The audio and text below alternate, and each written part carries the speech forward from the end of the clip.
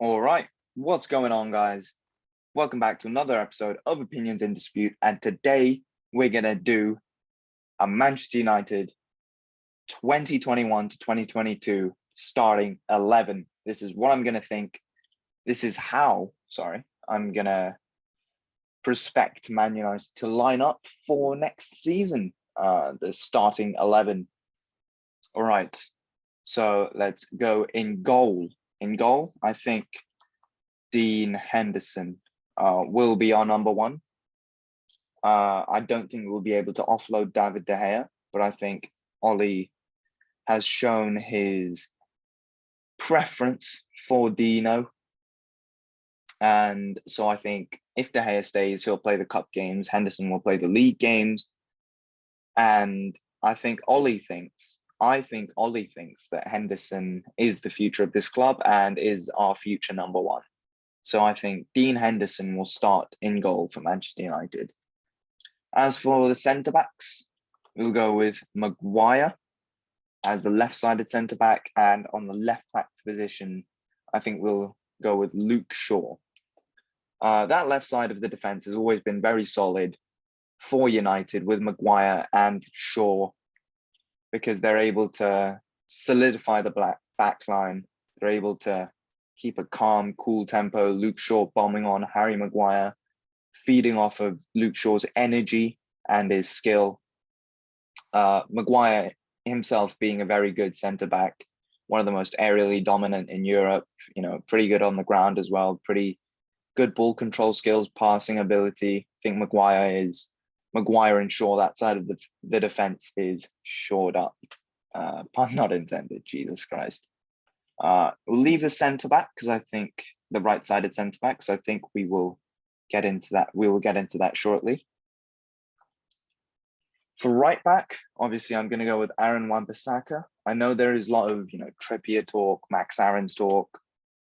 But even if Trippier comes in, he's coming as the backup. I think Wan-Bissaka, one of the best defensive fullbacks in Europe, who has consistently improved his attacking game season to season to season. He has always been improving. Never, it's never dipped, which is, very promising. And I think getting possibly two new players on that right-hand side could help him out a lot in terms of his development. As for CDM, we're going to leave both the pivot players for later. As for the number 10, I think it's pretty obvious. It's the generational talent, Bruno Fernandes, in at number 10. And at right mid, or let's do left mid first, we got Rashford, who, a lot of people like to clown him or whatever for being, calling him Trashford, so funny. Marcus Rashford, one of the best left wingers in the country, in the Premier League. An absolute machine. I think he can get it done for us on that left-hand side. And I think he's very proficient in what he does. As for striker, we got him for one more season, El Matador, Edison Cavani. We did sign him for one more season. This will be his last season, probably, at Old Trafford.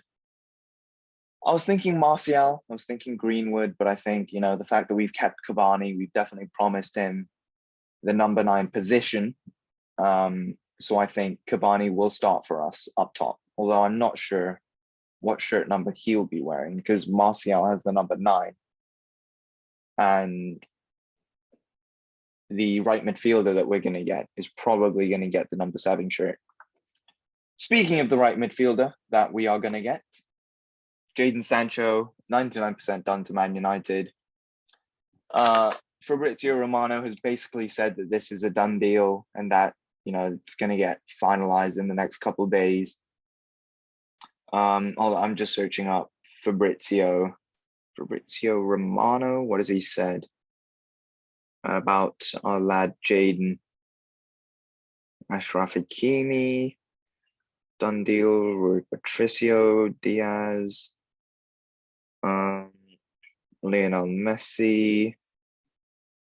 Okay, Arsenal, a mid-table club. No need to focus on mid-table. Okay. Okay. Here we go. Yep. Tonight, Jadon Sancho's camp and intermediary.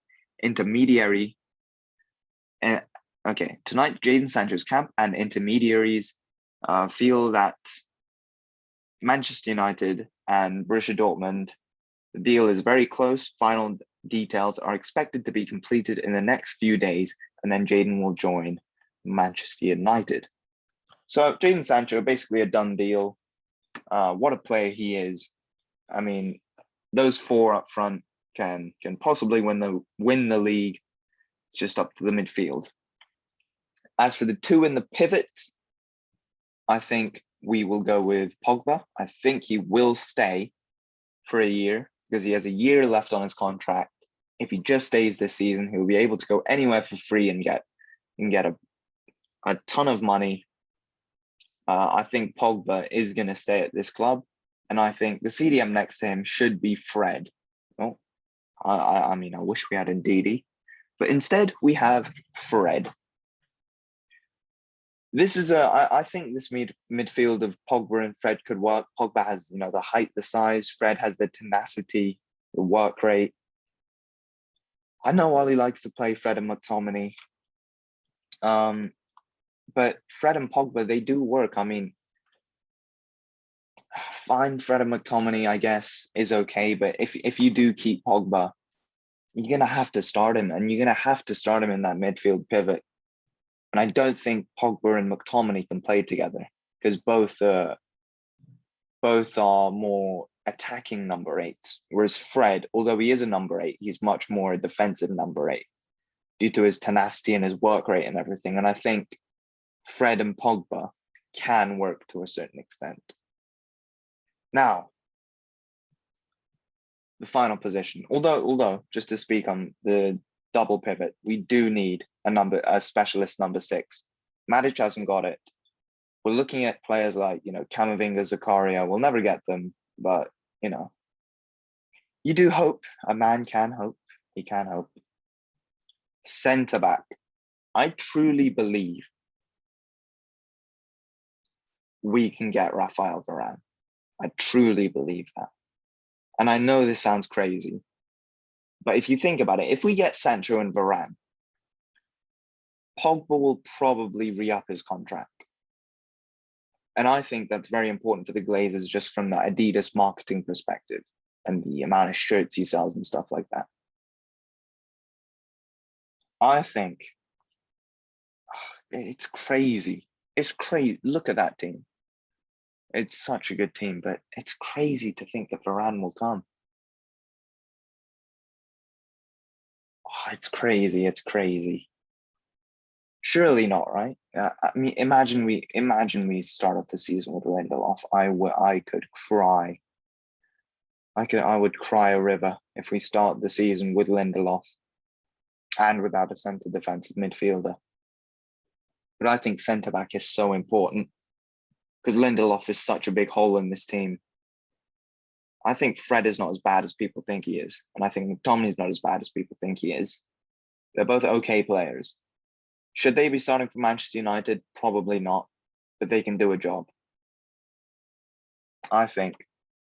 Imagine we get Varane, because Sancho is basically a done deal. No need to speak on that. just watch Sancho not sign for United, and everyone's going to be like, "Oh, you said Sancho was basically a done deal." It might as well be a done deal, because the Glazers know if they don't get Sancho now, after all that, oh my goodness, the backlash would be insane. Just imagine that. Rafael Varane, Maguire, Shaw, Wan-Bissaka, Henderson. Probably the best back line in England. Probably is. Because you got two of the best fullbacks. Maguire, who's, £50 million centre half. Varane, who's also a £50 million centre half. Dean Henderson or David De Gea. I think De Gea should play, but he'll pick Dean Henderson. Ollie, I mean. Just look at that. Varane. Is it crazy to think we'll get Varane? Because PSG have offered Ramos a contract, which he'll probably accept. Varane wants to come to England. Chelsea don't really seem to be in for him.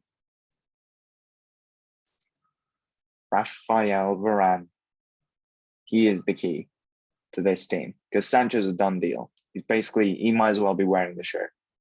Raphael Varane, get it done, you Glazers. Come on, United. Look at that team. It's exciting. For the first time since Alex Ferguson left, we have a chance. Come on, United. Thanks for watching today's video. Don't forget to like and subscribe. Peace out.